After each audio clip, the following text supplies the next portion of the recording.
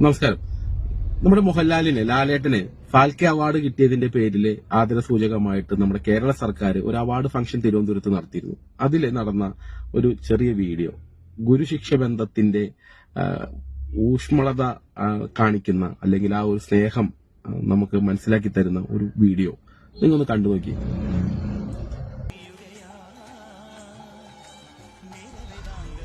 കലാമണ്ഡലം ബാലസുബ്രഹ്മണ്യനാണ് അവിടെ അഭിനയിച്ചുകൊണ്ടിരിക്കുന്നത്. അദ്ദേഹത്തിന്റെ അടുത്തേക്ക് ലാലേട്ടൻ ചെല്ലുകയാണ്, കാല് തൊട്ട് വന്ദിക്കുകയാണ്.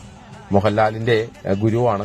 വാനപ്രസ്ഥം സിനിമയിൽ കഥകളി അഭ്യസിപ്പിച്ചിട്ടുള്ള ആശാനാണ് ഈ ബാലസുബ്രഹ്മണ്യം എന്ന് പറയുന്നത്. അപ്പൊ അദ്ദേഹത്തിന്റെ ഒരു രീതി നോക്കി, അദ്ദേഹം അഭിനയിച്ചുകൊണ്ടിരിക്കുമ്പോൾ തന്നെ ആ ആക്ഷനിലൂടെ തന്നെയാണ് മോഹൻലാലിനെ കെട്ടിപ്പിടിക്കുന്നത്. അല്ലെ, എന്ത് രസമാണെന്ന് നോക്കി. അനുഗ്രഹിക്കുന്നു അല്ലെ. നമുക്ക് സത്യത്തിൽ ഇങ്ങനെ കാണുമ്പോൾ ഒരു വല്ലാത്തൊരു ഫീലിംഗ് ആണ്.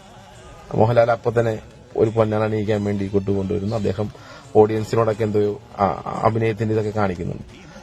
മോഹൻലാല് പൊന്നാണ് അണിയിച്ച് അദ്ദേഹത്തെ ആദരിക്കുന്നു.